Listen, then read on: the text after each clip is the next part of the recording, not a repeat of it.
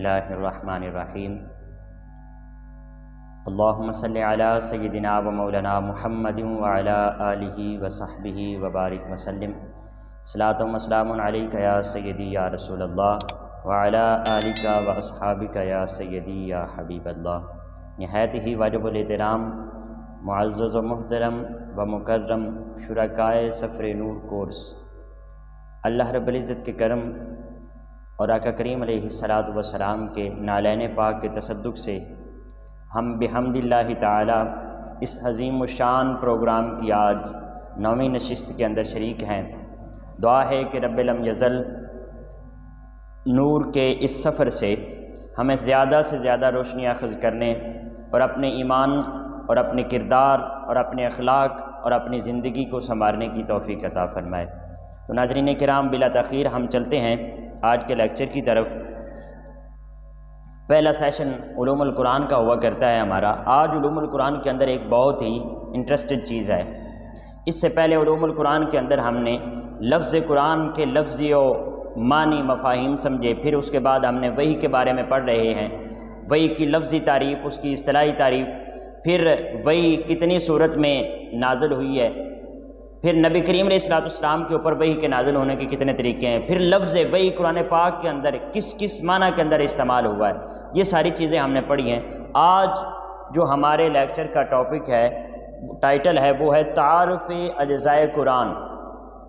اجزائے قرآن کا تعارف۔ ہم چند ایک کے بارے میں آج بات کریں گے، پھر انشاءاللہ کچھ کے بارے میں کل بات کریں گے۔ سب سے پہلے ہیں حروف مقطعات۔ حروف مقطعات، یہ طا کے اوپر زبر ہے، کچھ لوگ مقطعات پڑھتے ہیں، مقطعات نہیں، مقطعات، طا کے اوپر زبر ہے، مقطعات۔ ان کی تعداد 14 ہے، یہ 14 حروف ہیں۔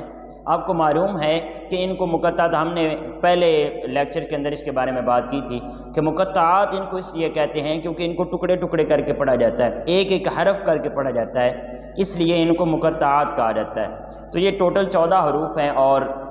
یہ قرآن پاک کی 29 صورتوں کے سٹارٹ میں آئے ہیں، یعنی 29 صورتوں کا آغاز حروف مقطعات سے ہوا ہے۔ پھر ان کا ایک مجموعہ ہے کہ ان 14 حروف کو یاد کرنے کے لیے وہ ہے نصا حکیم قاطع لہو سر، نصا نون صاد حکیم قاطع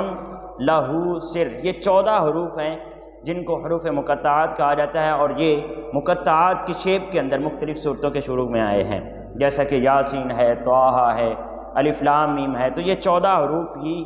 بدل بدل کر 29 صورتوں کے شروع میں استعمال ہوتے رہے ہیں۔ پھر اس کے بعد جو آج کا ہمارا دوسرا ٹاپک ہے وہ ہے لفظ صورت کی وجہ تسمیہ۔ لفظ صورت کی وجہ تسمیہ کہ یہ جو قرآن پاک کے اندر صورتیں ہیں، 114 صورتیں، ان کو صورت کیوں کہا جاتا ہے؟ تو ناظرین کرام، جو اس دور کے عرب حکماء اور ادباء تھے، وہ اپنے کلام کے لیے مختلف الفاظ استعمال کرتے تھے، اپنے بڑے کلام کے لیے اور چھوٹے کلام کے لیے مختلف الفاظ استعمال کرتے تھے۔ فار ایگزامپل، وہ اپنے پورے کلام کو،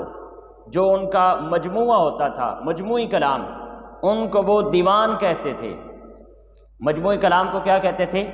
دیوان کہتے تھے۔ تو اللہ رب العزت نے ان کے اس لفظ کے عوض اپنے مجموعی کلام کو قرآن کہا۔ وہ اپنے مجموعی کلام کو دیوان کہتے تھے۔ آج بھی ہماری یہ ٹرم استعمال ہوتی ہے، جیسا کہ جو کسی شاعر کا ایک مجموعی کلام ہوتا ہے، اس کے لیے یہ لفظ بولا جاتا ہے، دیوان غالب، دیوان میر، دیوان اقبال۔ تو یہ ایک شاعر کا جو مجموعی کلام ہوتا ہے، اس کے بارے میں یہ دیوان کا لفظ بولا جاتا ہے۔ اللہ رب العزت نے اپنے مجموعی کلام کے بارے میں لفظ قرآن استعمال فرمایا۔ پھر عرب جو تھے وہ چھوٹے کلام کے لیے قصیدہ کا لفظ بولتے تھے، قصیدہ کہتے تھے۔ تو اللہ تعالیٰ نے اپنے چھوٹے کلام کے لیے لفظ سورت استعمال فرمایا۔ وہ قصیدہ کہتے تھے تو اللہ رب العزت نے سورت فرمایا۔ پھر جو عرب تھے وہ مختصر کلام، یعنی ایک جملے کے لیے لفظ استعمال کرتے تھے، بیت، وہ بیت کہتے تھے۔ یہ بھی ہماری شاعری کی زبان کے اندر آج کل استعمال ہوتا ہے، بیت لفظ۔ تو جو اللہ رب العزت نے اپنے ایک جملے کے لیے اور اپنے کلام کے ایک چھوٹے سے حصے کے لیے لفظ آیت استعمال فرمایا۔ اسی طرح عرب کلام جو ہیں وہ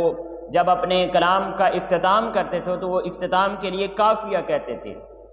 تو اللہ کریم نے اختتام کو فاصلہ کہا، یعنی جب آیت مکمل ہوتی ہے تو وہاں پر فاصلہ ہوتا ہے، یعنی جب آیت مکمل ہوتی ہے تو اینڈ پر وہ جو دائرہ ہوتا ہے وہ فاصلے کا نشان ہوتا ہے، تو وہ قافیہ کہتے تھے، اللہ رب العزت نے اس کے عوض فاصلہ کہا۔ تو یہ ایک تھوڑی سی ڈیٹیل تھی کہ لفظ سورت کی وجہ تسمیہ کیا ہے، کیونکہ وہ اپنے چھوٹے کلام کے لیے ایک لفظ استعمال کرتے تھے قصیدہ، تو اللہ رب العزت نے اپنے کلام کے ایک حصے کے لیے سورت کا لفظ استعمال کیا۔ بہرحال یہ ہمارا آج کا علوم القرآن کا حصہ تھا۔ اس کے بعد آج جیسا کہ آپ احباب کو معلوم ہے کہ ہمارا 9واں پارہ ہے، اور اس کے اندر آج ہم دیکھیں گے کہ اللہ رب العزت نے کن کن مضامین پر بات کی ہے، اور اس کے بارے میں ایک دفعہ ہم اجمالی تعارف اس کا دیکھ لیتے ہیں مضامین کا، اور پھر انشاءاللہ پورے پارے کا ہم آج سفر کریں گے۔ تو اس کے اندر جو پہلا آج ہم موضوع پڑھیں گے، مضمون پڑھیں گے، وہ توکل کا مفہوم ہے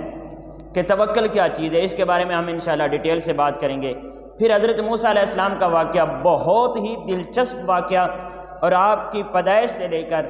آپ کی شادی اور پھر آپ کو نبوت ملنے تک کا آج کا ہم سارا ڈیٹیل کے ساتھ، اور بہت ہی سبق آموز اس کے اندر جو واقعات آتے ہیں وہ ساری چیزیں آج ہم انشاءاللہ ان کو ڈسکس کریں گے۔ پھر 5 عذابوں کا ذکر ہے جو اللہ رب العزت نے فرعون کی قوم پر 5 عذاب نازل کیے تھے، یعنی ان کو مینڈک کا عذاب دیا، ان کو خون، ان کا پانی جو تھا وہ خون بن جاتا تھا، ٹڈی کا عذاب دیا، اس طرح کر کے مختلف 5 عذاب دیے، ان کا ذکر ہے، ان کے بارے میں بات ہوگی۔ پھر بچڑے کا ذکر ہے، جو حضرت موسیٰ علیہ السلام گئے تھے پہاڑی پر، اور پیچھے سے آپ کی قوم نے ایک بچڑا بنا لیا اور اس کی پوجا کرنی شروع کر دی، اس کے بارے میں بات ہے۔ پھر 9ویں پارے کے اندر بنی اسرائیل کی عادات کا ذکر ہے کہ جب ان پر نعمتیں ہوتی تو پھر وہ بگڑ جاتے، اور جب اللہ کا عذاب آتا تو پھر واپسی انبیاء کی طرف آتے اور ان کی منتیں اور سماجتیں کرنے لگتے کہ اب اللہ کی بارگاہ سے ہمیں معافی لے دو۔ تو یہ بنی اسرائیل کی ایک عادت کا ذکر کیا گیا ہے۔ پھر نبی کریم علیہ السلام کو امی لقب کہا گیا ہے، اس بہت خوبصورت آیہ مقدسہ کے اوپر بھی ہماری آج بات ہوگی۔ پھر نبی کریم علیہ السلام کے 4 حقوق ہیں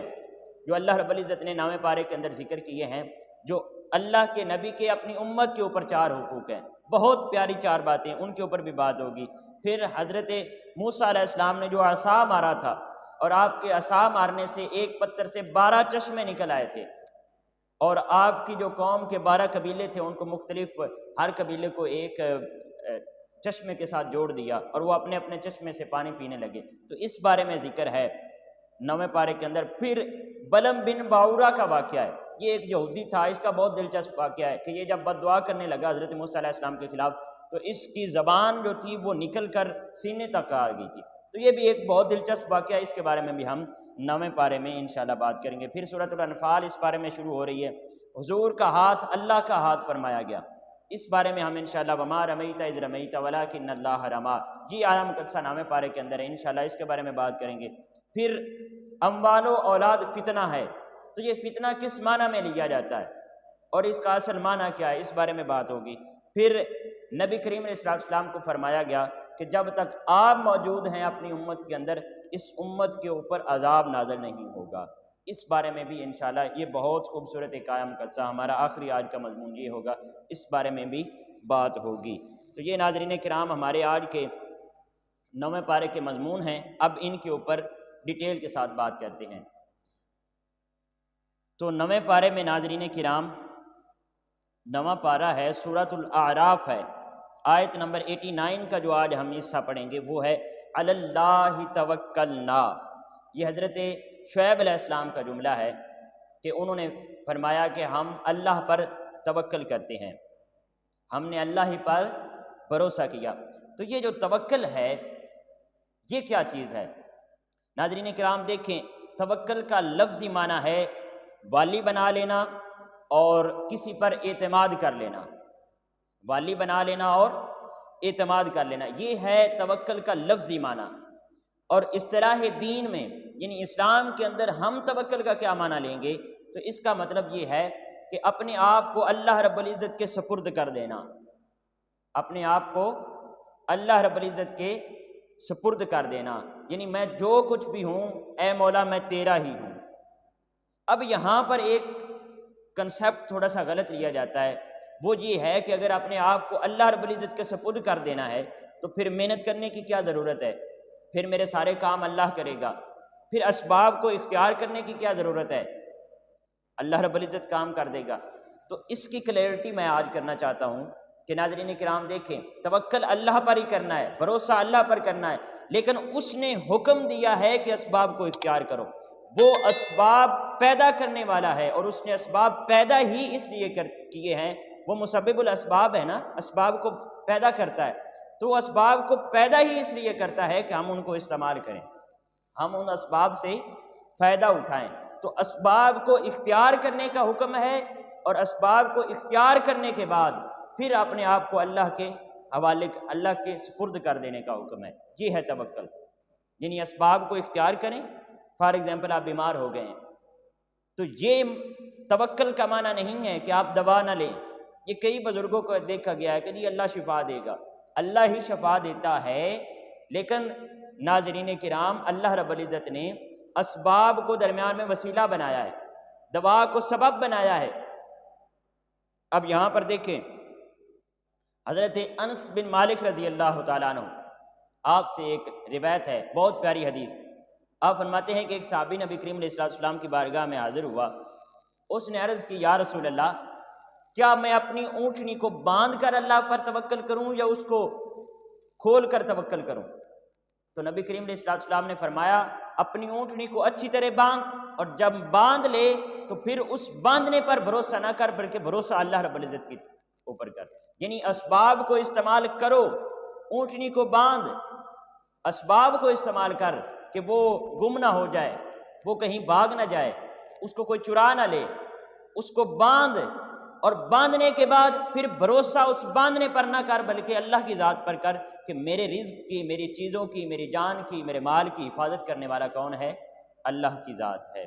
تو اسی طرح ایک اور روایت ہے حضرت جابر رضی اللہ تعالیٰ عنہ، آپ سے مروی ہے کہ نبی کریم علیہ السلام نے ارشاد فرمایا لِكُلِّ دَاعٍ دَوَاءٌ، ہر بیماری کے لیے دوا ہے۔ تو یہاں پر ہمیں اسباب کو اختیار کرنے کا حکم دیا جا رہا ہے کہ دوا لو اور اسباب کو اختیار کرو۔ جو آپ کی بیماری ہے اس کی تشخیص کرنے کے بعد اس کی ریلیونٹ دوا لو، جب دوا لے لو پھر فَإِذَا مَرِضْتُ فَهُوَ يَشْفِينِ، جب آپ اسباب کو اختیار کرتے ہو تو پھر اللہ رب العزت آپ کو شفا عطا فرماتا ہے۔ شفا وہی عطا فرماتا ہے، شفا دوا نہیں دیتی، شفا دوا نہیں دیتی، لیکن اللہ رب العزت نے دوا کو سبب بنایا ہے، اس سبب کو استعمال کرو اور شفا کی دعا اپنے مالک سے کرو، اپنے اللہ سے مانگو۔ اب دیکھیں غزوہ احد ہے، غزوہ احد ہے، نبی کریم علیہ السلام کو چہرہ اقدس پر زخم آ جاتا ہے۔ جب آپ کے چہرہ اقدس پر زخم آ گیا تو حضرت علی رضی اللہ تعالیٰ عنہ آپ پانی لے آتے ہیں، اور آپ جب پانی لے کر آئے تو حضرت سیدہ فاطمہ الزہرا سلام اللہ علیہا، آپ نے اس پانی کے ذریعے نبی کریم علیہ السلام کا وہ زخم مبارک دھوا، اور اس کے بعد ایک بوریا تھی، بوریا کا ایک ٹکڑا تھا، اس کو جلایا اور اس کی راکھ کو نبی کریم علیہ السلام کے زخم میں ڈالا۔ تو یہ دوا کی، یعنی راکھ کے ذریعے زخم کو بھر کر دوا کی، یہ راکھ کے ذریعے زخم کی دوا کی جاتی تھی، یہ حالیہ زمانے تک کی جاتی رہی ہے۔ آج سے 10-12 آپ سمجھ لیں 20 سال پہلے تک لوگ ایسے ہی کرتے تھے، زخموں کے اندر راکھ کو بھر دیتے تھے اور وہ پھر زخم جو ہے وہ خشک ہو جاتا تھا اور ٹھیک ہو جاتا تھا۔ اسی طرح نبی کریم علیہ السلام فست کروایا کرتے تھے۔ صحابہ فرماتے ہیں کہ اپنے گردن کے دونوں سائیڈوں پر اور اپنے دونوں کندھوں کے کندھا مبارک کے درمیان، یعنی دونوں کندھوں کے درمیان نبی کریم علیہ السلام فست کرواتے تھے۔ فست کہتے ہیں حجامہ کو، جو یہ کٹنگ کرواتے ہیں لوگ، یعنی جسم میں سے خون نکلوایا جاتا ہے۔ تو نبی کریم علیہ السلام نے فرمایا کہ حجامہ کرواؤ، یہ تمہارے لیے بہترین دوا ہے۔ تو یہ دوا کرنے اور اسباب کو اختیار کرنے کا اللہ کے نبی صلی اللہ علیہ وسلم نے حکم دیا ہے۔ نتیجہ کیا ہے اس پوری بات کا؟ وہ یہ ہے کہ ناظرین کرام، ہمیں اسباب کو اختیار کرنا ہے اور اسباب کے اوپر توکل نہیں کرنا ہے، توکل اپنے مولا کی ذات پر کرنا ہے۔ یعنی اسباب کو اختیار کرتے ہوئے اس کے حکم کو ماننا ہے، اور جو اپنی حاجت ہے، جو ہماری ضرورت ہے، اس کی طلب اور اس کے عطا ہونے کا بھروسہ اپنے مولا کی ذات کی بارگاہ میں کرنا ہے۔ تو یہ توکل کے بارے میں بات ہے جو کہ 9ویں پارے کے بالکل شروع میں ہوئی ہے۔ اس کے بعد ناظرین کرام ہم دیکھتے ہیں آیت نمبر 103، سورۃ الاعراف کی آیت نمبر 103۔ یہاں سے حضرت موسیٰ علیہ السلام کا واقعہ ایک پورے ڈیٹیل کے ساتھ ڈسکس کیا گیا ہے۔ بیسیکلی ناظرین کرام یہ فرعون کا دربار ہے اور مصر کا علاقہ ہے۔ فرعون کو ایک خواب آتا ہے، اور آپ کو پتہ ہے فرعون یہ کسی ایک خاص آدمی کا نام نہیں تھا، بلکہ فرعون جو اس علاقے کا بادشاہ ہوتا تھا مصر کا، وہ چاہے جون بھی ہوتا، یعنی مختلف زمانوں کے ساتھ بادشاہ چینج ہوتا رہتا، تو جو بادشاہ ہوتا تھا مصر کا اس کو فرعون کہا جاتا تھا۔ تو فرعون مصر کا بادشاہ، اس کو ایک خواب آتا ہے، اور جو حضرت موسیٰ علیہ السلام کے دور اقدس میں جو فرعون تھا اس کا نام تھا ولید بن مصعب بن ریان۔ ولید بن مصعب بن ریان یہ تھا جو حضرت موسیٰ علیہ السلام کے دور اقدس میں جو اس وقت کا فرعون تھا، جس کا ذکر یہاں پر ہے۔ تو یہ فرعون کو، ولید بن مصعب کو خواب آتا ہے، اور اس خواب کی وہ تعبیر پوچھتا ہے اپنے جو اس ٹائم کے علماء تھے ان سے، اپنے درباریوں سے جب اس خواب کی تعبیر پوچھتا ہے تو وہ اس کو بتاتے ہیں کہ اس خواب کی تعبیر یہ ہے کہ آپ کی سلطنت میں بنی اسرائیل کی قوم کے اندر ایک بچہ پیدا ہوگا جو آپ کی سلطنت کا تخت بھی الٹ دے گا اور آپ کا قتل بھی کرے گا۔ اس وقت ناظرین کرام دو قومیں تھیں، ایک بنی اسرائیل تھے۔ یہ بنی اسرائیل کہتے ہیں اللہ کا بندہ، اسرائیل کا معنی ہے اللہ کا بندہ۔ یہ بیسیکلی ٹائٹل ہے حضرت یعقوب علیہ السلام کا، آپ کا یہ لقب ہے، آپ کو اسرائیل کہا جاتا تھا، اور بنی اسرائیل کا مطلب ہے اسرائیل کی اولاد، یعنی حضرت یعقوب علیہ السلام کی جتنی اولاد ہے ان کو بنی اسرائیل کہا جاتا ہے۔ یہ ایک قوم تھی بنی اسرائیل جس کے اندر پیغمبر ہوتے تھے، اور اسی کے اندر حضرت موسیٰ علیہ السلام بھی اسی قوم کے اندر تھے۔ تو یہ ایک قوم بنی اسرائیل کی تھی، اور ایک دوسری قوم تھی جس کے اندر فرعون ہوا کرتے تھے، یعنی جو بادشاہ ہوتے تھے، یہ دوسری قوم تھی، اس کا نام تھا کتبی قوم تھی۔ تو یہ کتبی قوم کے ہوتے تھے جو فرعون ہوتے تھے، اور جو اللہ کے نبی ہوتے تھے وہ اکثر بنی اسرائیل میں ہوتے تھے۔ تو بہرحال جو وہ کتبی قوم کے لوگ تھے انہوں نے فرعون کو یہ بتایا کہ بنی اسرائیل کی قوم کے اندر ایک بچہ پیدا ہوگا جو تیرے تخت کو بھی الٹ دے گا اور تجھے قتل بھی کر دے گا۔ جب فرعون نے یہ بات سنی تو اس نے کہا کہ ٹھیک ہے، اگر کوئی بچہ ابھی پیدا ہوگا اور وہ میرے تخت کو الٹے گا تو میں بنی اسرائیل کے کسی بچے کو جوان ہی نہیں ہونے دوں گا۔ اس نے یہ حکم صادر کر دیا کہ بنی اسرائیل کے گھروں کے اندر، یعنی ان کے اس قوم کے اندر جو بھی بچہ پیدا ہو، لڑکا پیدا ہو، اس کو قتل کر دو۔ اگر بچی پیدا ہوتی ہے تو اس کو زندہ رہنے دو، اور اگر بچہ پیدا ہوتا ہے تو اس کو قتل کر دو۔ اب اس نے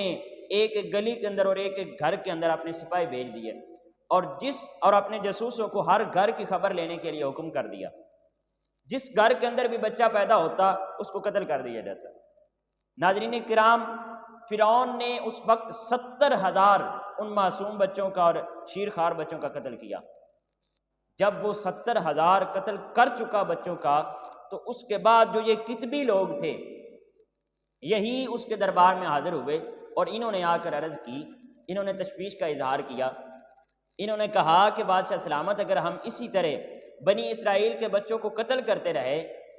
تو یہ ان کی نسل تو ختم ہو جائے گی، تو ہماری غلامی کون کرے گا اور ہماری کھیتی باڑی کون کرے گا؟ اب عورتیں ان کی لڑکیوں کو زندہ رکھ رہے ہیں، وہ عورتیں تو نہیں نا ہماری غلامی کر سکتی، اور کھیتی باڑی کا کام وہ تو نہیں نا کر سکتی، یہ تو مردوں کا کام ہے۔ تو اگر ہم مرد پیدا ہی نہیں ہونے دیں گے تو کل کنا ہماری غلامی کون کرے گا؟ کیونکہ بنی اسرائیل کے جو لوگ ہوتے تھے وہ ان کتبی لوگوں کی غلامی کیا کرتے تھے، اور یہ سردار ہوتے تھے اور وہ محکوم ہوتے تھے۔ تو جب یہ لوگوں نے فرعون سے اس بات کی شکایت کی تو اس نے فیصلے کو چینج کیا۔ اس نے کہا کہ اب ایسا ہوگا کہ 1 سال بچوں کو قتل کیا جائے گا جو 1 سال کے اندر پیدا ہوں گے، اور پھر جو دوسرے سال کے اندر پیدا ہوں گے ان کو قتل نہیں کیا جائے گا،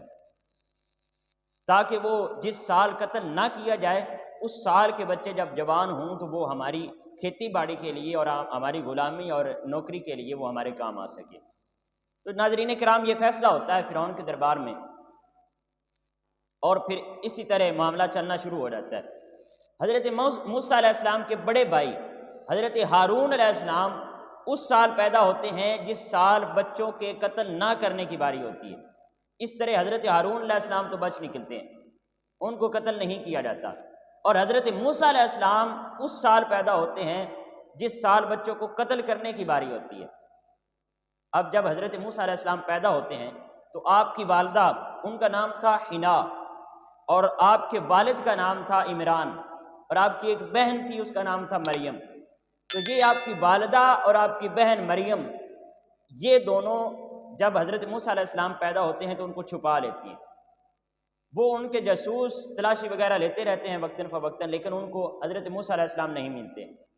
اور یوں چھپا کر ہی وہ اپنے بیٹے کی اور اپنے بھائی کی پرورش کرتے رہتی ہیں۔ جب حضرت موسیٰ علیہ السلام 3 ماہ کے ہوتے ہیں، جب 3 ماہ کے ہوتے ہیں تو ایک دفعہ کیا ہوتا ہے کہ آپ کی والدہ نے آپ کو اٹھایا ہوا ہوتا ہے، حضرت حنا نے، تو فرعون کے جو سپاہی ہیں وہ دکھائی دیتے ہیں، اور ان کو پتہ چلتا ہے کہ وہ بالکل دروازے پر پہنچ چکے ہیں۔ تو انہوں نے کیا کیا، انہوں نے حضرت موسیٰ علیہ السلام کو تندور کے اندر آگ جل رہی تھی اس کے اندر پھینک دیا۔ یہ فرعون کے سپاہی اندر آتے ہیں، پورے گھر کی تلاشی لیتے ہیں، اور تندور کی طرف دیکھتے ہیں کہ اس کے اندر آگ جل رہی ہے، تو وہ سمجھتے ہیں کہ اس کے اندر کیا بچہ ہوگا، وہ واپس چلے جاتے ہیں۔ جب واپس چلے جاتے ہیں تو ان کی والدہ پھر بعد میں حضرت موسیٰ علیہ السلام کو تندور سے نکال لیتی ہے، تو اللہ رب العزت ان کی جلتے ہوئے تندور میں حفاظت فرماتا ہے۔ پھر جب آپ کچھ اور عمر کے اگلے حصے میں جاتے ہیں، چند ماہ کے یہ بھی ہوتے ہیں، تو پھر آپ کی والدہ کو اور آپ کی بہن کو یہ خوف لاحق ہوتا ہے کہ کہیں فرعون کے سپاہی اس معصوم بچے کو قتل نہ کر دیں۔ وہ اس خوف سے کیا کرتے ہیں، ایک صندوق کے اندر بند کرتی ہیں بچے کو، ایک صندوق کے اندر بند کر کے، اور قریبی جو نہر گزر رہی تھی اس کے اندر بہا دیتی ہیں۔ اس صندوق کو چھوٹے صندوق کے اندر بند کر کے صندوق کو نہر کے اندر بہا دیتی ہیں۔ یہ نہر جو ہے یہ فرعون اور اس کی بیوی آسیہ ان کے محل کے قریب سے گزرتی تھی۔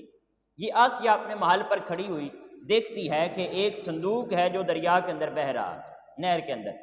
تو یہ اپنے سپاہیوں کو کہہ کر وہ صندوق منگواتی ہے، اس میں سے دیکھتی ہے کہ ایک بہت ہی خوبصورت جو بچہ ہے وہ صندوق کے اندر ہے۔ یہاں فرعون اور آسیہ کے پاس لڑکیاں تو تھیں لیکن بچہ نہیں تھا ان کے پاس، یعنی اولاد تھی لیکن بیٹیاں تھیں، بیٹا نہیں تھا۔ تو ان کو شدید خواہش تھی کہ ہمیں بھی کوئی بیٹا مل جائے، لیکن کوئی بیٹا نہیں تھا، بچیاں ہی تھیں۔ تو جب یہ دیکھتے ہیں ایک بہت خوبصورت بچہ ہے اور پاس ہی فرعون بھی کھڑا ہوتا ہے، وہ سمجھتا ہے کہیں یہ وہی بچہ نہ ہو جس نے میرا قتل کرنا ہے، تو وہ یہ فیصلہ کرتا ہے کہ میں اس بچے کو قتل کر دیتا ہوں۔ جب وہ قتل کرنے کا حکم دیتا ہے تو آسیہ جو ہے وہ آگے سے اس کو غصے ہوتی ہے اور اس کو کہتی ہے کہ اتنا خوبصورت بچہ ہے اور کیوں نہ ہم اس کو اپنی اولاد بنا لیں، تو اس کے قتل کے کیوں در پہ ہے۔ جب آسیہ اس کو یہ غصے ہوتی ہے اور ساتھ اس کو یہ کہتی ہے، حضرت موسیٰ علیہ السلام بچپن سے ہی اور چھوٹی عمر سے ہی بہت صحت مند تھے، اور آپ جو ہے وہ ہیلدی صحت کے مالک تھے، آپ کی ہڈیاں بہت مضبوط تھیں اور بہت اچھے بچے تھے، مطلب پرورش پانے والے، آپ کی جسامت اچھی تھی۔ جب حضرت آسیہ علیہ السلام، جب آسیہ یہ کہتی ہے کہ ہم اس کو اپنا بیٹا بنا لیتے ہیں، اور ساتھ وہ پروف یہ دیتی ہے کہ یہ دیکھو یہ ہے ہی پچھلے سال کا پیدا ہونے والا بچہ، یعنی یہ اس سال پیدا ہوا ہے جس سال بچوں کو قتل نہیں کیا جانا تھا، تو یہ تو پچھلے سال کا، اس کی عمر 1 سال سے زیادہ لگتی ہے۔ تو یہ ساتھ دلیل دے کر وہ حضرت موسیٰ علیہ السلام کو فرعون کے ہاتھ سے بچا لیتی ہے۔ جب ناظرین کرام بچا لیتی ہے فرعون کے ہاتھ سے، تو پھر معاملہ یہ بنتا ہے کہ عورتوں کو اکٹھا کیا جاتا ہے محل کے اندر کہ کوئی عورت اس کو دودھ پلائے، اس کو دودھ پلایا جاتا ہے لیکن وہ کسی عورت کا دودھ نہیں پیتا ہے، وہ بچہ دودھ نہیں پیتا۔ جب دودھ نہیں پیتا تو آسیہ بہت پریشان ہو جاتی ہے۔ ادھر یہ خبر حضرت موسیٰ علیہ السلام کی والدہ حنا اور آپ کی بہن مریم کو پہنچتی ہے، تو آپ کی والدہ مریم کو بھیجتی ہیں کہ جاؤ اور محل سے پتہ کر کے آؤ، ایک تو اپنے بھائی کی خبر لے آنا، اور ایک ان کو یہ بتانا کہ میرے پاس ایک عورت ایسی ہے جو اگر اس بچے کو دودھ پلائے گی تو ممکن ہے یہ بچہ دودھ پی لے۔ جب مریم وہاں جاتی ہیں دربار کے اندر تو وہ اپنے بھائی کو دیکھتی ہیں اور اس کی خیر و عافیت لیتی ہیں، اور ساتھ ان کو یہ بتاتی ہیں کہ میرے پاس ایک عورت ہے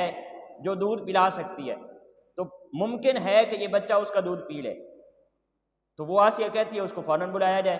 تو پھر اس طرح حضرت موسیٰ علیہ السلام کی والدہ کو بھی دربار میں بلا لیا جاتا ہے، اور یوں بچے اور والدہ کی جدائی بھی ختم ہو جاتی ہے، اللہ رب العزت ختم فرما دیتا ہے۔ اب آسیہ کہتی ہے کہ اس کو دودھ پلاؤ۔ جب آپ کی جو والدہ ہیں وہ دودھ پیش کرتی ہیں تو حضرت موسیٰ علیہ السلام دودھ پینے لگ جاتے ہیں۔ آسیہ بہت خوش ہوتی ہے اور آپ کی والدہ حنا کی پکی پکی ڈیوٹی لگا دیتی ہے کہ تو روزانہ آیا کرے گی اور حضرت موسیٰ علیہ السلام یعنی اس بچے کو دودھ پلا کر واپس چلا جایا کرے۔ ناظرین کرام، یوں حضرت موسیٰ علیہ السلام کی پرورش ہوتی رہتی ہے۔ یہ آسیہ بہت پیار کرتی ہے اس بچے کے ساتھ، اپنا ہی بچہ بنا کر رکھتی ہے۔ ایک دن یوں ہوا کہ جب آپ کی عمر کہیں 2-3 سال تھی تو آپ فرعون کی گود میں بیٹھے کھیل رہے تھے۔ آپ نے فرعون کی داڑھی کو پکڑا اور زور سے کھینچا۔ جب زور سے کھینچا تو فرعون غصے اور جلال میں آ گیا۔ اس نے کہا یہ وہی بچہ ہے جو میری سلطنت کو الٹے گا، جو آج میری اتنی گستاخی کر رہا ہے، یہ کل کلام میری سلطنت سے کیسے اس کو چھوڑے گا؟ یہ میری سلطنت کو پلٹنے والا یہی بچہ ہے اور یہی میرا قتل کرے گا۔ جب وہ یہ بات کہتا ہے تو آسیہ اس کو رنجیدہ ہوتی ہے، اس کو کہتی ہے کہ تیرا دماغ تو خراب نہیں ہے کہ چھوٹا سا بچہ ہے، اب اس کو کیا پتا ہے کہ میں نے داڑھی کو کھینچنا ہے یا نہیں کھینچنا ہے؟ تو جب فرعون یہ بات سنتا ہے تو وہ کہتا ہے چلیں اس کا ٹیسٹ لے لیتے ہیں۔ وہ پھر یوں کرتے ہیں کہ ایک طرف آگ کو رکھ دیتے ہیں اور ایک طرف جو ہے وہ کھلونے رکھ دیتے ہیں، ہیرے جواہرات رکھ دیتے ہیں، اور یہ ٹیسٹ وہاں لا کر حضرت موسیٰ علیہ السلام کو وہاں پر بٹھا دیتے ہیں اور کہتے ہیں کہ اگر اس نے آگ کو پکڑ لیا تو پھر تو یہ بچہ ہے، کیونکہ اس کو پتہ ہی نہیں ہے کہ اچھی چیز کون سی ہے اور بری چیز کون سی ہے، اور اگر اس نے ہیروں کو جا کر پکڑا تو پھر یہ بچہ نہیں ہے بلکہ اس نے جان بوجھ کر میرے اوپر حملہ کیا ہے۔ تو پھر حضرت موسیٰ علیہ السلام نے وہ آگ کو پکڑ لیا اور آگ کے انگارے کو پکڑ کر اپنے منہ کے اندر رکھ لیا، اور پاس بیٹھی آسیہ جو دیکھ رہی تھی اور اسی طرح وہ فرعون، وہ پھر فوراً آگے پلٹے اور انہوں نے حضرت موسیٰ علیہ السلام کو پکڑ لیا اور آپ کے منہ سے انگارہ نکالا۔ اسی وجہ سے پھر حضرت موسیٰ علیہ السلام کی زبان کے اندر وہ لکنت آ گئی تھی۔ بعد ازاں جو آپ نے پھر اللہ کی بارگاہ میں دعا کی کہ ربی اشرح لی صدری ویسر لی امری واحلل عقدۃ من لسانی، وہ جو عقدہ آیا تھا وہ اسی وجہ سے آیا تھا جو بچپن میں آپ نے انگارہ رکھ لیا تھا اپنے منہ کے اندر۔ تو ناظرین کرام، پھر یوں وہ فرعون کو اطمینان ملتا ہے کہ یہ بچہ وہ تو نہیں ہے، یعنی اس نے دانستہ طور پر میری داڑھی کو نہیں کھینچا ہے بلکہ یہ بچہ ہے تو اس لیے اس نے داڑھی کو کھینچا ہے۔ پھر اسی طرح حضرت موسیٰ علیہ السلام اسی گھر کے اندر، بادشاہ کے گھر کے اندر، فرعون کے گھر کے اندر پرورش پاتے رہتے ہیں، اور جب آپ جوان ہو جاتے ہیں، آپ کی عمر 30 سال ہو جاتی ہے، حضرت موسیٰ علیہ السلام کی جب عمر 30 سال ہو جاتی ہے ناظرین کرام، تو پھر ایک دن یوں ہوتا ہے کہ آپ کہیں باہر نکلتے ہیں سیر کے لیے۔ جب آپ باہر نکلتے ہیں تو کیا دیکھتے ہیں کہ 2 آدمی آپس میں جھگڑ رہے ہیں، ایک بنی اسرائیل کا آدمی ہے اور ایک کتبی قوم کا آدمی ہے۔ جب آپ ان کو جھگڑتے ہوئے دیکھتے ہیں تو وہ جو بنی اسرائیل کا آدمی ہے وہ دوڑ کر آپ کی طرف آتا ہے اور آپ کو بتاتا ہے کہ اے موسیٰ دیکھ، یہ کتبی قوم کا آدمی مجھے مار رہا ہے۔ تو آپ اس کو مکہ رسید کر دیتے ہیں۔ جب آپ اس کو مارتے ہیں تو وہ ایک ہی مکے کے ساتھ گر پڑتا ہے اور اس کی وفات ہو جاتی ہے، وہ مر جاتا ہے ایک ہی مکے کے ساتھ، کیونکہ آپ بہت جوان تھے اور آپ کو اللہ رب العزت نے بڑی طاقت عطا فرمائی تھی، جسمانی طاقت، تو وہ ایک مکے کے ساتھ ہی اس کا کام تمام ہو جاتا ہے۔ جب وہ مر جاتا ہے تو پھر لوگوں کے اندر شور ہو جاتا ہے کہ یہ موسیٰ نے قتل کر دیا ہے۔ آپ واپس دربار میں چلے آتے ہیں۔ دوسرے دن پھر آپ نکلتے ہیں، اسی جگہ پر آپ جاتے ہیں تو دیکھتے ہیں وہی بنی اسرائیل کا آدمی کسی اور شخص سے جھگڑا کر رہا ہے، اور اس نے دوسرے دن پھر حضرت موسیٰ علیہ السلام کو پکارا اور اس کی طرف دوڑ کر آیا حضرت موسیٰ علیہ السلام کی طرف، اور اس نے آ کر کہا کہ یہ دیکھو یہ شخص میرے ساتھ جھگڑا کر رہا ہے۔ تو جب حضرت موسیٰ علیہ السلام کو پتہ چلا تو آپ کو پھر تشویش ہوئی اور آپ کو پتہ چل گیا کہ جھگڑالو اثر میں یہ ہے کل والے، پھر وہ جو کل والا مرا تھا اس کے اوپر آپ کو بہت زیادہ تشویش ہوئی اور آپ نے افسوس کا اظہار کیا۔ بہرحال ناظرین کرام، حضرت موسیٰ علیہ السلام واپس آتے ہیں۔ جب واپس آتے ہیں تو یہ خبر ہر طرف پھیل جاتی ہے کہ موسیٰ علیہ السلام نے قتل کر دیا ہے۔ جب یہ خبر پھیلتی ہے تو حضرت موسیٰ علیہ السلام وہاں سے نکل جاتے ہیں، اس ڈر سے کہ اگر یہ خبر محل تک پہنچ گئی تو فرعون کہیں مجھے قید نہ کر دے، اس جرم کے اندر مجھے قید نہ کر دے، اس لیے حضرت موسیٰ علیہ السلام وہاں سے نکل جاتے ہیں۔ وہاں سے نکلتے ہیں تو فرعون کی بادشاہ جہاں تک اس کا اثر و رسوخ تھا وہاں سے پھر وہ باہر نکل جاتے ہیں۔ جب آپ وہاں سے دور باہر نکلتے ہیں تو وہاں پر کیا دیکھتے ہیں کہ ایک کنواں ہے۔ یہ واقعہ بہت آگے دلچسپ بنتا چلا جا رہا ہے۔ ایک کنواں ہے، وہاں سے لوگ پانی بھر رہے ہیں،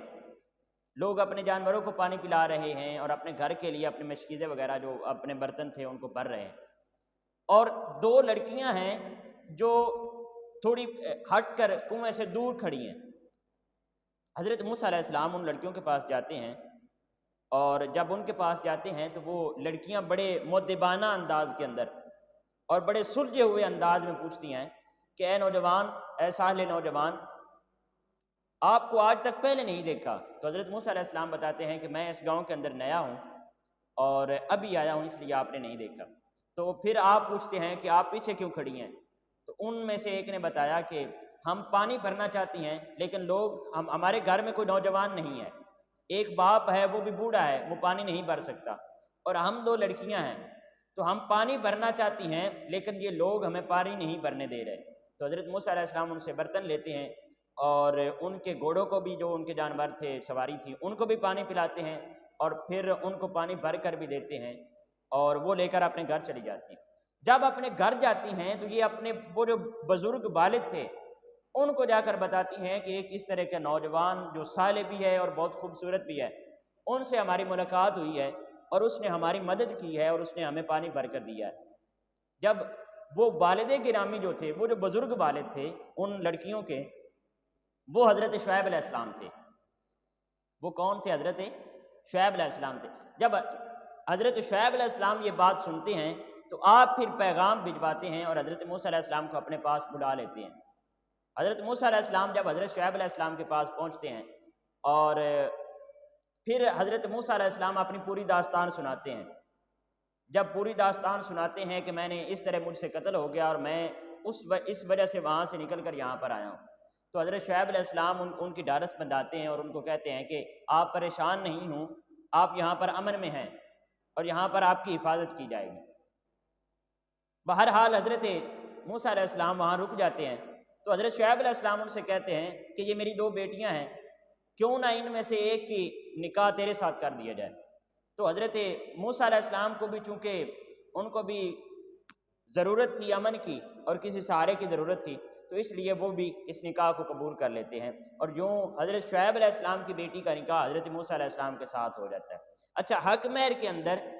حضرت شعیب علیہ السلام یہ تجویز فرماتے ہیں کہ 8 سال تو میری خدمت کرے گا اور اس گھر کی خدمت کرے گا۔ خدمت کے اندر کیا تھا کہ گھر کے کام کاج میں، معاملات میں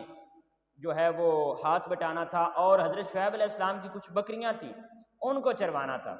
تو یوں حضرت موسیٰ علیہ السلام اس خدمت کو قبول کرتے ہیں حق مہر کے طور پر 8 سال،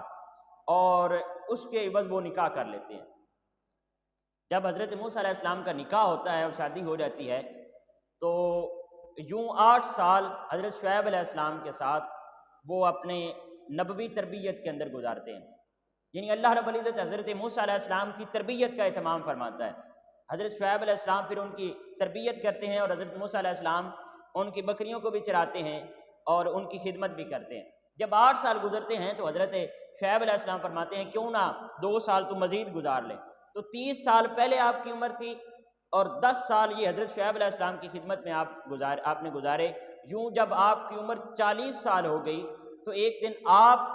اور آپ کی پاکیزہ زوجہ آپ کے ساتھ یہ دونوں کہیں باہر نکلے ہوئے تھے اور کسی طرف جا رہے تھے۔ رستے میں کیا دیکھتے ہیں کہ ایک آگ کا الاؤ ہے۔ کیا ہے؟ ایک آگ کا الاؤ ہے۔ یہاں پر ایک پوائنٹ بہت خوبصورت ہے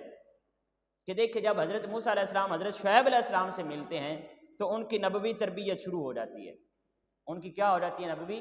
تربیت شروع ہو جاتی ہے۔ علامہ اقبال رحمۃ اللہ تعالی علیہ یہاں پر فرماتے ہیں اگر کوئی شعیب آئے میسر، اگر کوئی شعیب آئے میسر تو شبانی سے کلیمی 2 قدم ہے۔ شبانی سے کلیمی 2 قدم، یعنی اگر کوئی راہبر مل جائے اگر کوئی رہنما مل جائے، اگر کوئی ایسا آدمی مل جائے جس نے آگے کا راستہ دیکھا ہوا ہو، تو پھر فاصلے کم ہو جاتے ہیں اور منزل قریب آ جاتی ہے۔ جنہ اکھی سونا دل بر ڈٹھا او اکھی تک لیاں، جنہ اکھی سونا دل بر ڈٹھا او اکھی تک لیاں، تو ملیوں تے دل بر ملیا تے ہن آسان لگ پیاں۔ تو جب ان آنکھوں کا دیدار ہو جاتا ہے جنہوں نے محبوب کو دیکھا ہوتا ہے، تو پھر آس لگ جاتی ہے، پھر ناظرین کرام اس محبوب کی خوشبو آنا شروع ہو جاتی ہے، اور ان آنکھوں کے عکس سے اس محبوب کا جمال جو ہے وہ نظر آنا شروع ہو جاتا ہے، اور پھر منظر کی آس اور امید لگ جاتی ہے۔ تو حضرت موسیٰ علیہ آج کے دور کے اندر بھی کسی شعیب کی ضرورت ہے۔ یہ گمراہی جو ہر طرف بازاروں کے اندر گھومتی پھرتی ہے، یہ جو ہمارے دلوں کے اندر جس نے ڈیرا لگا لیا ہے، گمراہی عام ہو گئی ہے، اس پرفتن دور کے اندر ناظرین کرام ہمیں بھی کسی شعیب کی ضرورت ہے جو ہمیں بازو سے پکڑے، اور پھر ہمارا شبابی سے کلیمی کا جو فاصلہ ہے وہ پھر 2 قدم پر رہ جائے۔ تو ناظرین کرام یوں ہمیں اپنے ارد گرد غور و فکر کرنا چاہیے، اور کسی شعیب کو تلاش کرنا چاہیے، کسی اللہ کے نیک آدمی کو تلاش کرنا چاہیے، کسی کو کریں تلاش، کسی ایسے شعیب کو تلاش کریں جو آپ کے بازو سے پکڑے اور آپ کے محبوب کی بارگاہ میں لے جائے اور آپ کو سیدھے راستے پر لگائے۔ بہرحال حضرت موسیٰ علیہ السلام اپنی زوجہ مطہرہ کے ساتھ بہر نکلتے ہیں سیر کے لیے، تو کیا دیکھتے ہیں کہ ایک آگ کا جلاؤ نظر آتا ہے، دور کہیں آگ کا الاؤ نظر آتا ہے۔ جب آگ کا الاؤ نظر آتا ہے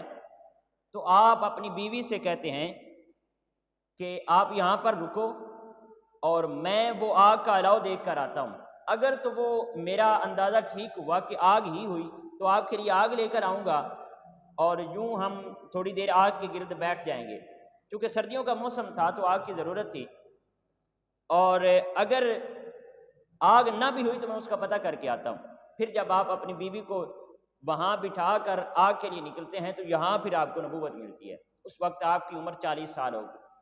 چکی ہوتی ہے۔ تو یہ حضرت موسیٰ علیہ السلام کا ایک زندگی کا سفر ہے، آپ کی پیدائش سے لے کر آپ کی شادی اور پھر آپ کو نبوت کے ملنے تک، یہ آپ کا خوبصورت واقعہ ہے۔ اس کے بعد کا واقعہ ہم انشاءاللہ ڈسکس کریں گے پھر کبھی جب موقع ملا۔ تو ناظرین کرام یہ حضرت موسیٰ علیہ السلام کا واقعہ ہے جو ہمیں خوبصورت یہ سبق سکھاتا ہے کہ کسی شعیب کو تلاش کرنا چاہیے، کسی ان آنکھوں کو تلاش کریں جنہوں نے محبوب کو دیکھا ہوا ہے۔ جب وہ آنکھیں مل جاتی ہیں جنہوں نے محبوب کو دیکھا ہوا ہوتا ہے تو پھر شبابی سے کلیمی صرف 2 قدم پر رہ جاتی ہے۔ اللہ رب العزت ہمیں کوئی ایسا شعیب عطا فرمائے۔ تو ناظرین کرام اس کے بعد ہم دیکھتے ہیں کہ یہاں پر فرعون کی قوم پر ہونے والے 5 عذابوں کا ذکر ہے۔ اللہ رب العزت نے ارشاد فرمایا، آیت نمبر 133 ہے، فَأَرْسَلْنَا عَلَيْهِمُ الطُّوفَانَ وَالْجَرَادَ وَالْقُمَّلَ وَالضَّفَادِيَ وَالدَّمَ آیَاتٍ مُفَصَّلَاتٍ فَاسْتَكْبَرُوا وَكَانُوا قَوْمًا مُجْرِمِينَ۔ تو یہاں پر ان 5 عذابوں کا ذکر کیا جا رہا ہے جو اللہ رب العزت نے فرعون کی قوم کا اور وہ جو قوم تھی جو نافرمان تھی اس کے اوپر وقتاً فوقتاً 5 قسم کے عذاب نازل فرمائے۔ ایک ان کے اوپر طوفان نازل کیا، پھر ان کے اوپر ٹڈیوں کا عذاب نازل کیا، یعنی یہ ٹڈیاں ایک ایسا جانور ہوتی ہیں کہ یہ فصلوں کو تباہ کر دیتی ہیں، تو ٹڈیاں نازل کی۔ پھر والقمل، یہ ایک ایسا کیڑا ہوتا ہے جو اس اناج کو کھا جاتا ہے جو سٹور کیا ہوتا ہے، یعنی فصلوں کی بھی تباہی کر دی اور ساتھ ساتھ اس اناج کو بھی کے اوپر بھی کیڑے بھیج دیے جو انہوں نے سٹور کیا تھا۔ تو اس طرح پھر چوتھا عذاب ان کے اوپر مینڈک کا آیا، وہ جہاں کہیں بھی دیکھتے وہیں انہیں مینڈک نظر آتے، حتیٰ کہ روایت کی جاتی ہے کہ وہ اگر 2 آدمی آپس میں بات کر رہے ہوتے تو ان کو یہی محسوس ہوتا کہ کہیں مینڈک ہمارے منہ کے اندر آ رہے ہیں، اتنے زیادہ مینڈک ان کے ارد گرد آ جاتے۔ پھر اسی طرح خون کا عذاب آتا، یعنی ان کے پانی کے جتنے بھی ذرائع ہوتے، کوئی کنواں ہوتا، کوئی پانی کا کوئی اور برتن ہوتا تو اس کے اندر انہیں پانی کی جگہ پر خون نظر آتا۔ تو یہ 5 قسم کے عذاب فرعون کی قوم پر اور مختلف نافرمان قوموں پر اللہ رب العزت نے نازل فرمائے۔ اس کے بعد ناظرین کرام ہم دیکھتے ہیں تو یہ حضرت موسیٰ علیہ السلام ہی کے حوالے سے ایک دو اور مزید بہت دلچسپ باتیں ہیں، ان کو ڈسکس کرتے ہیں اور پھر ہم آگے نکلتے ہیں۔ آیت نمبر 142 ہے، سورۃ الاعراف کی آیت نمبر 142۔ اللہ رب العزت نے ارشاد فرمایا وَوَاعَدْنَا مُوسَىٰ 30 لَيْلَةً وَأَتْمَمْنَاهَا بِعَشْرٍ فَتَمَّ مِيقَاتُ رَبِّهِ 40 لَيْلَةً وَقَالَ مُوسَىٰ لِأَخِيهِ ہارون اخلفنی فی قومی واصلح ولا تتبع سبیل المفسدین۔ یہ واقعہ ہے کہ جب حضرت موسیٰ علیہ السلام کوہ طور پر 40 دنوں کا جو ہے نا وہ چلا کاٹنے کے لیے جاتے ہیں۔ جب آپ کو چلے کا حکم ہوتا ہے اور آپ 40 راتوں کے لیے وہاں سے نکلتے ہیں، اس سے پہلے حضرت موسیٰ علیہ السلام یہ بنی اسرائیل قوم کو فرعون کی ظلم سے اور اس کے جبر سے نکال کر ایک میدان کے اندر اکٹھا کر لیتے ہیں۔ میدان کے اندر جب اکٹھا کر لیتے ہیں تو آپ کو حکم ہوتا ہے 40 راتوں کے لیے کوہ طور پر جانے کا۔ جب آپ 40 راتوں کے لیے نکلتے ہیں تو پھر آپ اپنے بھائی کو نصیحت فرماتے ہیں۔ وَقَالَ مُوسَىٰ لِأَخِيهِ هَارُونَ اخْلُفْنِي فِي قَوْمِي، اور موسیٰ نے اپنے بھائی ہارون سے فرمایا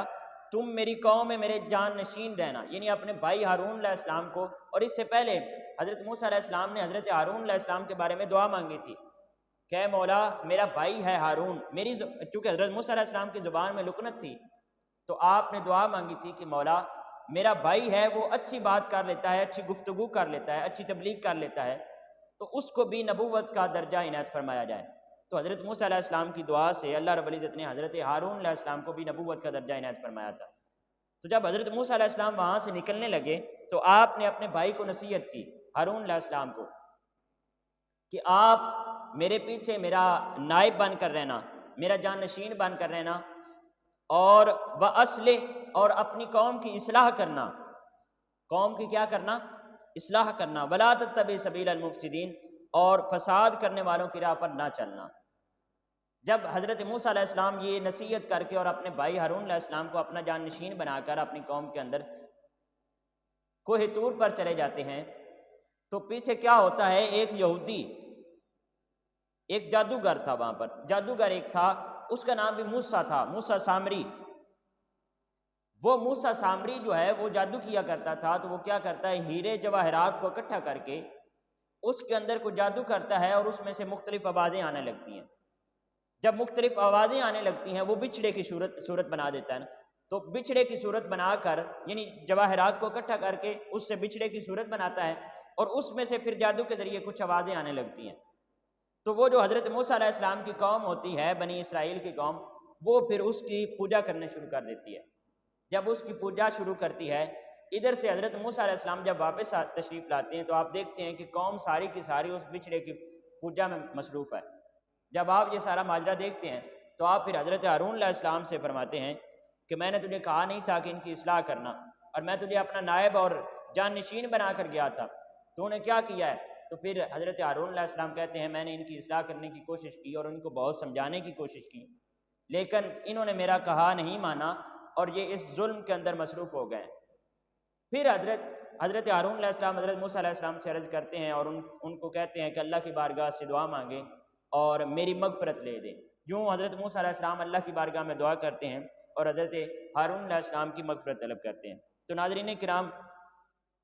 یہ جادوگر موسیٰ سامری کا واقعہ ہے اور بچھڑے کا۔ پھر اس کے بعد اس کی بالکل ساتھ والی آیت مقدسہ، آیت نمبر 143، اس کا جو حصہ بہت پیارا حصہ ہے، بہت پیارا حصہ ہے نبی کریم علیہ السلام کے حوالے سے، آپ کی عظمت اور شان کے حوالے سے۔ ناظرین کرام، قرآن پاک کے اندر کوئی ایسا موضوع ہو، کوئی ایسا مقام ہو کہ جہاں پر حضور نبی کریم علیہ السلام کی عظمت اور آپ کی شان اور آپ کی رفعت کا جو بیان ہے وہ اتنے واضح انداز میں کیا جا رہا ہو اور ہم چھوڑ کر آگے چلے جائیں، یہ ممکن نہیں ہے، کیونکہ ہم تو قرآن کو پڑھ ہی اس لیے رہے ہیں کہ اس کی محبوب کی ہمیں خوشبو نصیب ہو جائے، اس محبوب کی اداؤں کا ہمیں پتہ چل جائے۔ کیونکہ حضرت عائشہ صدیقہ رضی اللہ تعالیٰ عنہا فرماتی ہے نا کہ کانا خلقہ القرآن، کہ ان کا اخلاق جو ہے وہ قرآن ہے۔ تو اس قرآن کو ہم پڑھ ہی اس لیے رہے ہیں کہ جہاں سے ہمیں اپنے محبوب کی باتیں ملیں، ان کا اخلاق ملے، اور پھر ان کے اخلاق سے ہم خوشبوئیں لے کر اپنے کردار کو اور اپنی زندگی کو معطر کریں۔ تو یہاں پر اللہ رب العزت ارشاد فرماتا ہے قال رب ارنی انظر الیک، یعنی جب حضرت موسیٰ علیہ السلام کوہ طور پر گئے اور اللہ رب العزت سے ہم کلام ہوئے، جب محبوب سے ہم کلام ہوئے اور کلام کی شیرینی کو محسوس کیا، جب آواز کو محسوس کیا اور اس کی مٹھاس کو اور لذت کو لیا، تو پھر محبت نے مزید جوش پکڑا اور اللہ کی بارگاہ میں عرض گزار ہوئے قال رب ارنی انظر الیک، عرض کرنے لگے اے رب مجھے اپنا جلوہ دکھا کہ میں تیرا دیدار کر لوں۔ یعنی حضرت موسیٰ علیہ السلام نے اللہ کی بارگاہ میں عرض کیا یا اللہ مجھے اپنا جلوہ دکھا، میں تیرا دیدار کرنا چاہتا ہوں۔ اللہ رب العزت نے کیا ارشاد فرمایا؟ فرمایا قال لن ترانی، اللہ رب العزت نے فرمایا کہ اے موسیٰ تو میری طرف نہیں دیکھ سکتا، ولیکن انظر الی الجبل، اور تم مجھے براہ راست ہرگز دیکھ نہ سکو گے مگر پہاڑ کی طرف نگاہ کرو، فَإِنِ اسْتَقَرَّ مَكَانَهُ فَسَوْفَ تَرَانِي، اللہ رب العزت نے فرمایا پہاڑ کی طرف نگاہ کرو، پس اگر وہ اپنی جگہ ٹھہرا رہا تو ان قریب تم میرا جلوہ کر لو گے، یعنی اگر پہاڑ اپنی جگہ پر قائم رہا تو تم میرا جلوہ کر لو گے۔ فَلَمَّا تَجَلَّى رَبُّهُ لِلْجَبَلِ جَعَلَهُ دَكًّا وَخَرَّ مُوسَىٰ صَعِقًا، پھر جب اللہ رب العزت نے اپنے جلوے کی ایک کرن، ایک جلوہ جب اس پہاڑ کے اوپر فرمایا تو وہ پہاڑ جو تھا وہ ریزہ ریزہ ہو گیا اور حضرت موسیٰ علیہ السلام بے ہوش ہو گئے۔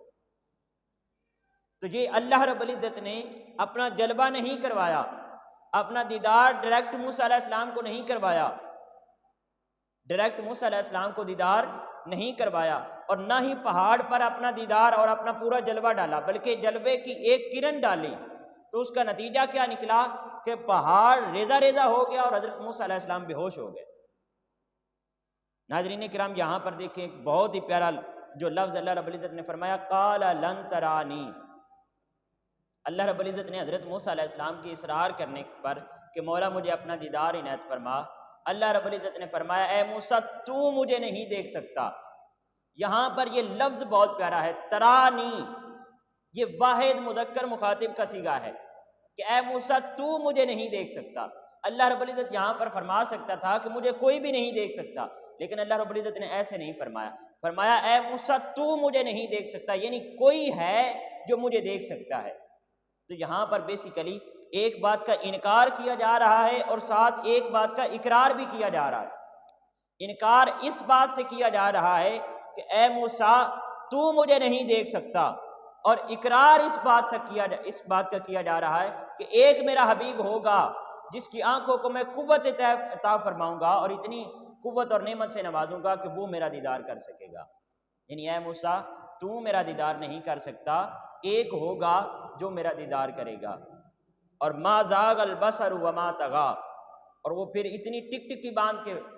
جو ہے وہ مجھے دیکھے گا کہ اس کی آنکھیں جھپکیں بھی نہیں، یعنی اس کی آنکھیں نہ تو جھپکیں گی اور نہ ہی وہ حد سے تجاوز کریں گی۔ تو یہ ناظرین کرام حضرت موسیٰ علیہ السلام کے حوالے سے، اور یہ بہت پیارا اللہ رب العزت نے حضرت موسیٰ علیہ السلام کو یہاں پر جواب دیا۔ اس کے بعد ہم دیکھتے ہیں کہ حضرت موسیٰ علیہ السلام نے پھر اللہ رب العزت کی بارگاہ سے 3 سوال کیے، ہمارے لیے بہت زیادہ سبق آموز ہیں۔ ایک پہلا سوال اللہ کی بارگاہ میں عرض کیا مولا سب سے محبوب کون ہے، تیرا سب سے محبوب بندہ کون ہے؟ تو اللہ رب العزت نے فرمایا جو میرا سب سے زیادہ ذکر کرے، میرا سب سے زیادہ محبوب بندہ وہ ہے جو میرا سب سے زیادہ ذکر کرے۔ پھر پوچھا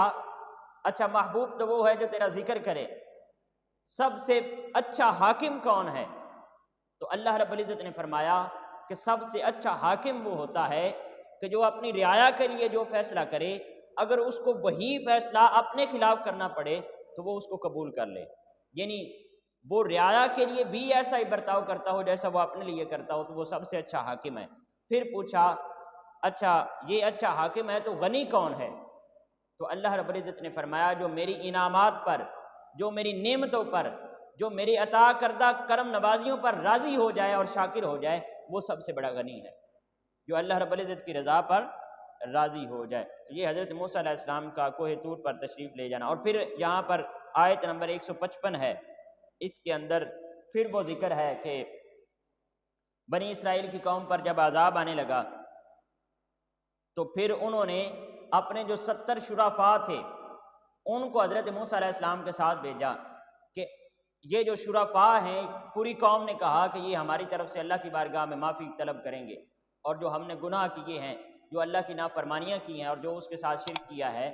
اس کی معافی طلب کریں گے، اللہ رب العزت ہمیں معاف فرما دے گا۔ تو حضرت موسیٰ علیہ السلام کو انہوں نے کہا کہ آپ جاتے جو ہیں اللہ سے بات کرتے ہیں، اللہ سے ہم کلام ہوتے ہیں، تو یہ ہمارے 70 شرفاء کو بھی ساتھ لیتے جائیں اور یہ بھی اللہ سے ہم کلام ہو جائیں۔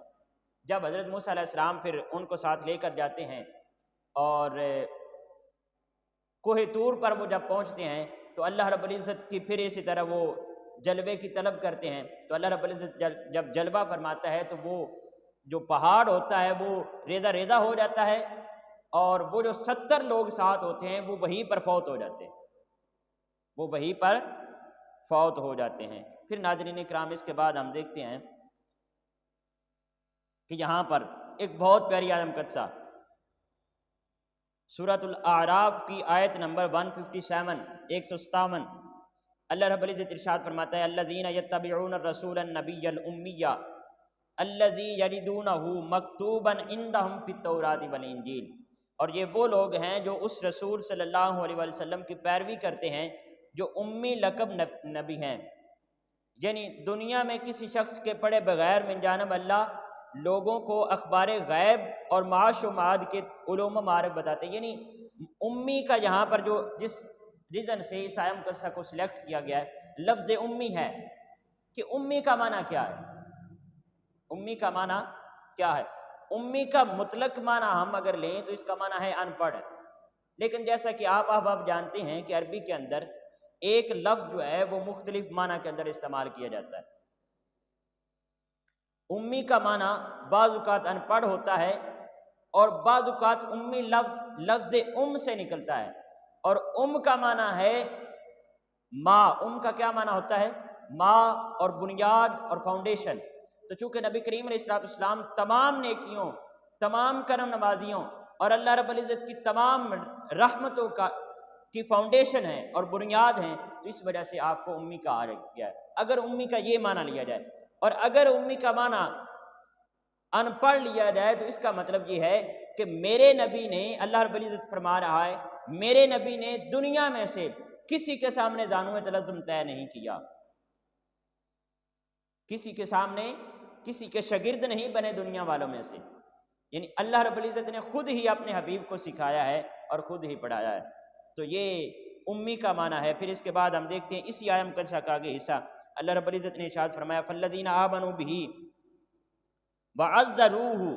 ونصروہ واتبعوا النور الذی انزل معہ۔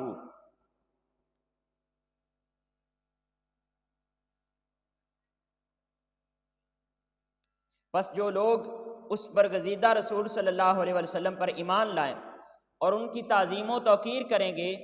اور ان کے دین کی مدد و نصرت کریں گے اور اس نور یعنی قرآن پاک کی پیروی کریں گے جو ان کے ساتھ اتارا گیا ہے، تو فرمایا اولئک هم المفلحون، وہی لوگ فلاح پانے والے ہیں۔ تو یہاں پر بیسیکلی اللہ رب العزت نے فلاح پانے کے لیے شرط، اور ایک طرف سے اگر آپ دیکھ لیں تو نبی کریم علیہ السلام کی امت کے اوپر 4 حق بیان کیے۔ کتنے حق بیان کیے ہیں؟ 4 حق بیان کیے ہیں۔ پہلا یہ ہے کہ فرمایا آمنو بہ، اس کے اوپر ایمان لے آؤ،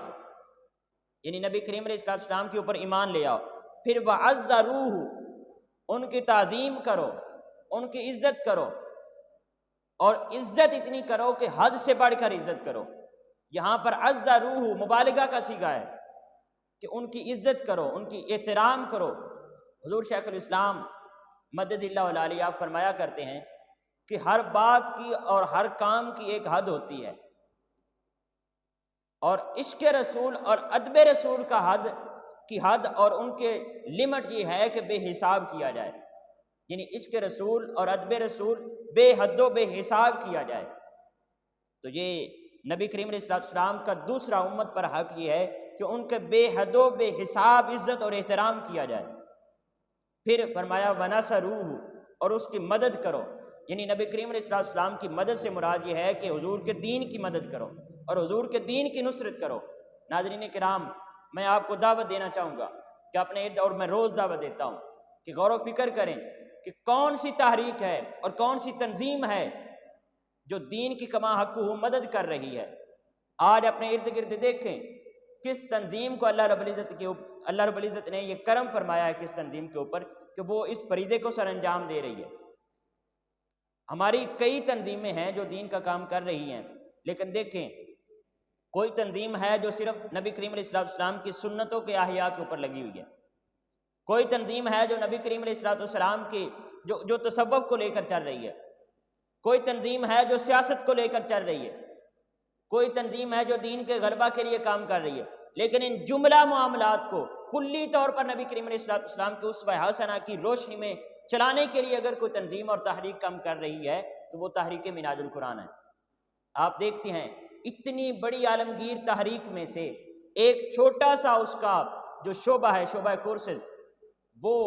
اللہ رب العزت کے کرم اور آقا کریم علیہ السلام کے نالے پاک کے تصدق سے اتنا بڑا کام کر رہا ہے کہ یہ جو علوم جو مدارس کی دیواروں کے اندر بند ہو کر اور مقید ہو کر رہ گئے تھے، ان کو عام عوام الناس کے نہ صرف سامنے بلکہ ان کے گھروں تک پہنچا رہا ہے۔ تو یہ اتنا بڑا ایک تحریک کام کر رہی ہے کہ جو دین کے ہر گوشے کے حوالے سے یہ تحریک اور اس تحریک کی قیادت نے کام کیا ہے، نہ صرف سیاست کے اوپر کام کیا ہے بلکہ اور کر رہی ہے، نہ صرف سیاست کے اوپر بلکہ روحانیت کے اوپر، عقائد کے اوپر، نبی کریم علیہ السلام کی حدیث کے اوپر، قرآن کی خدمت کے اوپر، ہر معاملہ میں، دین کے جملہ معاملات میں اس تحریک نے اور اس تنظیم نے کام کیا ہے اور کام کر رہی ہے۔ اور حضور شیخ الاسلام نے ہر ایک شعبے کے اندر شعبہ جات قائم کر دیے ہیں اور وہ اپنے کام سر انجام دے رہے ہیں۔ تو یہ ایک عالمگیر دعوت کا ایک تحریک کا حصہ بننے کے لیے میں آپ احباب کو سب کو اپنے ناظرین کو دعوت دینا چاہوں گا کہ آئیں اس مشن کے ساتھ جڑ کر، اس مشن کے ساتھ مل کر اور اس تحریک اور تنظیم کا حصہ بن کر اپنے آپ کو دین متین کی خدمت کے لیے وقف کریں، اور وَنَصَرُوهُ کا جو ہمارے اوپر فریضہ ہے، جو حضور نبی کریم علیہ السلام کا ہمارے اوپر حق ہے، اس حق کو ادا کریں۔ تو جو اللہ کے نبی کا ہمارے اوپر تیسرا حق ہے وہ یہ ہے کہ ہم اس کے دین کی نصرت کریں، اس کی مدد کریں، اور چوتھا یہ ہے کہ وَاتَّبَعُوا النُّورَ الَّذِي أُنزِلَ مَعَهُ وَاتَّبَعُوا النُّورَ الَّذِي أُنزِلَ مَعَهُ، کہ اس نور کی اتباع کریں کہ جو نبی کریم علیہ السلام پر نازل کیا گیا، یعنی قرآن پاک، یعنی سفر نور کی اتباع کریں۔ یہاں پر یہ جملے ہم کہہ سکتے ہیں کہ نور کے اس سفر کے اندر نکلیں، اس کے اندر غوطہ زن ہوں، قرآن پاک کے رموز و اسرار کو سمجھنے کے لیے غور و فکر کریں، اور ایک تحریک اور تنظیم کے ساتھ مل کر جو ہے اس نور کے اندر اس نور کی خدمت کریں اور اس کی پیروی کریں۔ تو یہ چوتھا ہمارے اوپر فریضہ ہے، اور میں آپ کو اس تحریک کے ساتھ جڑنے کے لیے دعوت دے رہا ہوں، کیونکہ فرد قائم ربط ملت سے ہے، تنہا کچھ نہیں۔ آپ اس ملت کے ساتھ جڑ جائیں، تنہا کچھ نہیں کر سکتے، لیکن اگر تحریک اور تنظیم کے ساتھ مل جائیں گے تو اللہ رب العزت آپ کی مدد فرمائے گا اور آپ دین کی مدد کے لیے کامیاب ہوں گے۔ تو اس کے بعد ناظرین کرام ہم دیکھتے ہیں آیت نمبر 160 کے اندر وہ حضرت موسیٰ علیہ السلام کی عصا مارنے، کہ جب ان کی قوم کو، بنی اسرائیل کو کوئی پانی کے لیے نہیں مل رہا تھی چیز، تو آپ نے پھر عصا مارا اللہ رب العزت کے حکم سے، اور ایک پتھر میں سے 12 چشمے نکلے۔ تو ان کے چونکہ 12 قبیلے تھے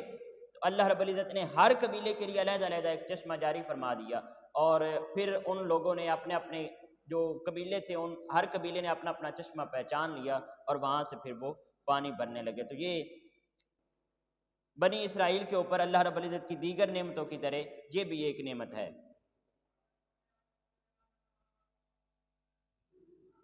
پھر اس کے بعد یہ آیت نمبر 175 ہے،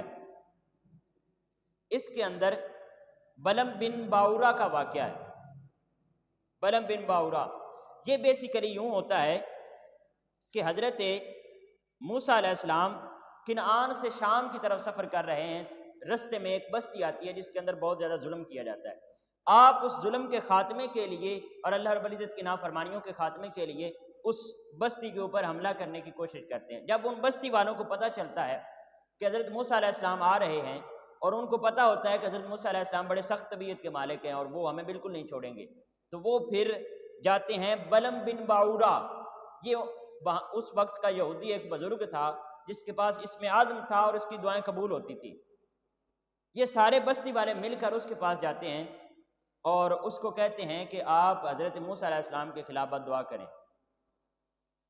حضرت موسیٰ علیہ السلام کے لیے بد دعا کریں۔ جب یہ اس یہودی کے پاس جاتے ہیں تو وہ کہتا ہے کہ میں بد دعا نہیں کروں گا۔ پھر جب وہ لوگ مجبور کرتے ہیں تو وہ کہتا ہے چلے میں آج رات استخارہ کرتا ہوں، جو مجھے نظر آ گیا میں صبح بتاؤں گا۔ وہ رات کو استخارہ کرتا ہے اور اسے استخارے کے اندر حکم ملتا ہے کہ تو بد دعا نہیں کر سکتا حضرت موسیٰ علیہ السلام کے خلاف۔ پھر وہ لوگ جب وہ دوبارہ لوگوں کو صبح بتاتا ہے کہ میں بد دعا نہیں کر سکتا، تو وہ لوگ تحفے تحائف دینا شروع کر دیتے ہیں بلم بن باورا کو۔ جب وہ تحفے تحائف دیتے ہیں تو وہ کہتا ہے چلیں ایک رات میں پھر استخارہ کرتا ہوں۔ وہ پھر استخارہ کرتا ہے تو ناظرین کرام اس کو کوئی چیز نہیں دکھائی دیتی۔ جب کوئی چیز نہیں دکھائی دیتی تو لوگ کہتے ہیں دیکھیں پہلے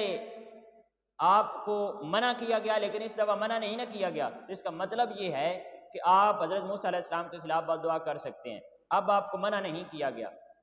جب اتنی بات ہوتی ہے تو وہ کہتا ہے نہیں بالکل یہ میں بد دعا نہیں کروں گا۔ وہ پھر مزید تحفے تحائف دیتے ہیں تو یہ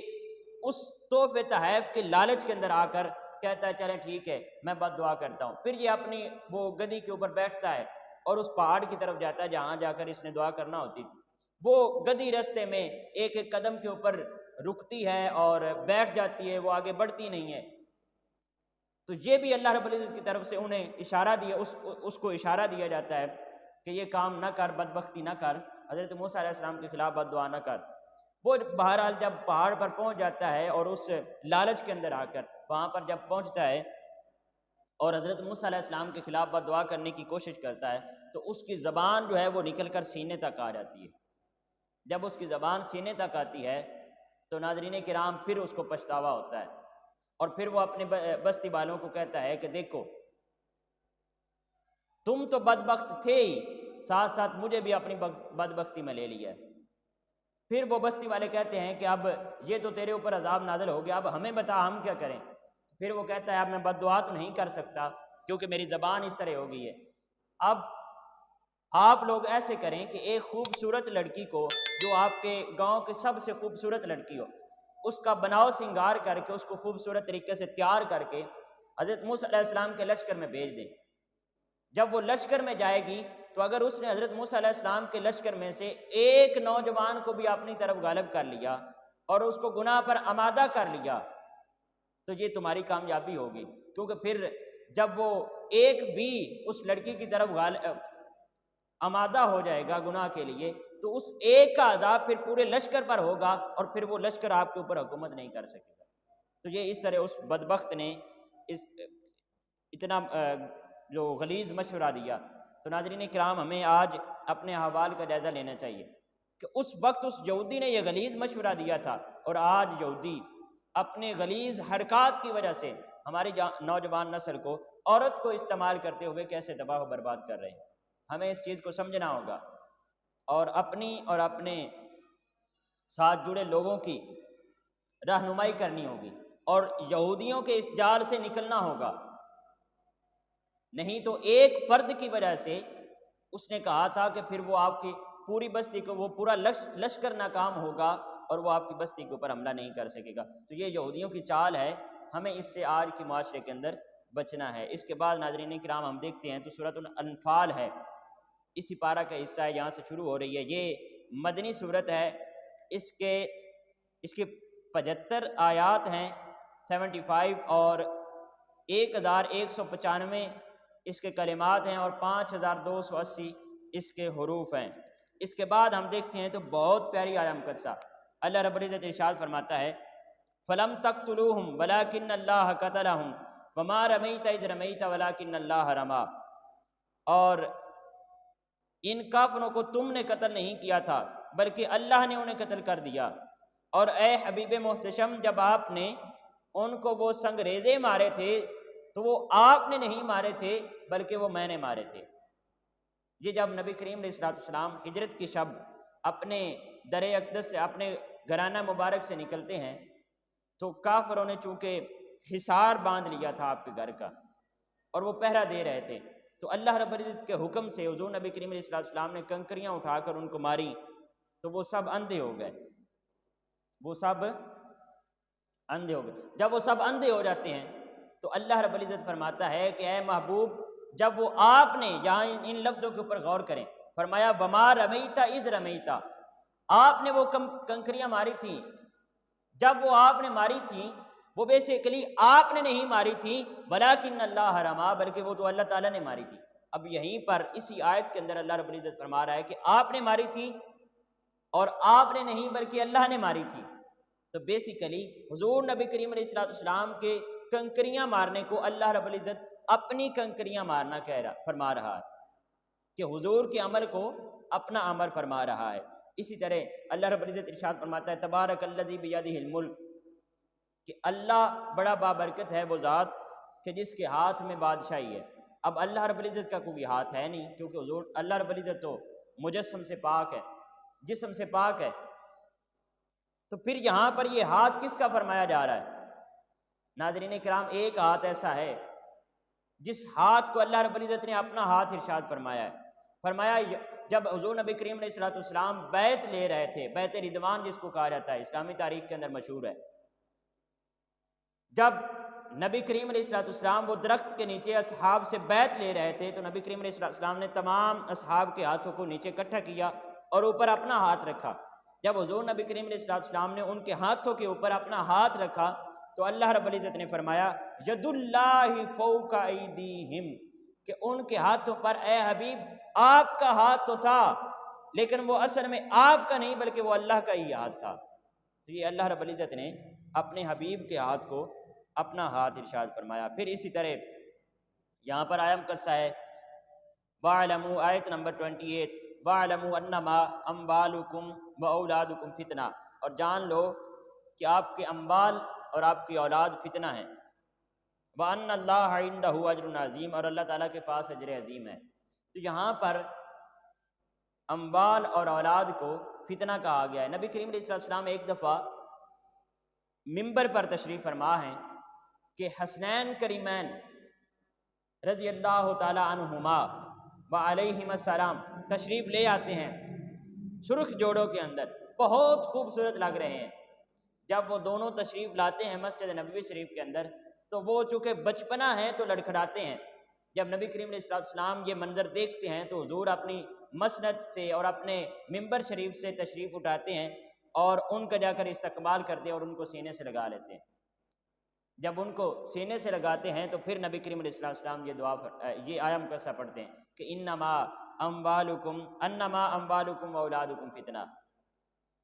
کہ تمہارے اموال اور تمہاری اولاد تمہارے لیے فتنہ ہے۔ تو یہ فتنہ سے مراد کیا ہے؟ آزمائش ہے، یعنی ہمارے مال بھی اور ہماری اولادیں بھی ہمارے لیے آزمائش ہیں۔ پھر اس کے بعد ہم دیکھتے ہیں آخری یہ آیت مقدسہ بہت خوبصورت آیت مقدسہ ہے، سورۃ الانفال کی آیت نمبر 33 کے اندر اللہ رب العزت ارشاد فرماتا ہے وما کان اللہ لیعذبہم وانت فیہم، اور در حقیقت بات یہ ہے کہ اللہ کی یہ شان نہیں کہ ان پر عذاب فرمائے اس حال میں کہ اے حبیب مکرم آپ بھی ان کے اندر موجود ہوں۔ تو بیسیکلی سابقہ قوموں کی طرح جب حضور نبی کریم علیہ السلام نے کفار مکہ کو عذاب سے ڈرایا اور ان کو شرک سے بچنے اور توحید کو اپنانے کی تلقین کی تو انہوں نے آگے سے وہ سابقہ قومیں کی طرح انہوں نے بھی کہا کہ اگر آپ سچے نبی ہیں تو پھر اپنے اللہ سے کہیں کہ ہمارے اوپر عذاب نازل فرمائے۔ تو اس کے جواب کے اندر اللہ رب العزت نے ارشاد فرمایا کہ اے حبیب جب تک آپ ان کے اندر موجود ہیں میں ان کے اوپر عذاب نازل نہیں فرماؤں گا۔ تو رہتی دنیا تک، قیامت تک نبی کریم علیہ السلام اپنی امت کے اندر موجود ہیں اور حضور کے امت کے اندر موجود ہونے کی ہی وجہ سے اللہ رب العزت نے اس امت پر اور اس قوم پر مجموعی عذاب نازل نہیں فرمایا ہے۔ تو یہ ناظرین کرام ہمارے آج کے 9ویں پارے کے چند مضامین تھے۔ دعا ہے کہ رب العالمین جل ہمیں ان مضامین کی روشنی میں اور قرآن پاک کے نور کی روشنی میں اپنی زندگیوں کو سنوارنے، اپنے اخلاق کو ٹھیک کرنے اور اپنے کردار کو بہتر بنانے کی توفیق عطا فرمائے۔ اللہ رب العزت ہمارا اور آپ سب کا حامی و ناصر ہو۔ السلام علیکم ورحمۃ اللہ وبرکاتہ۔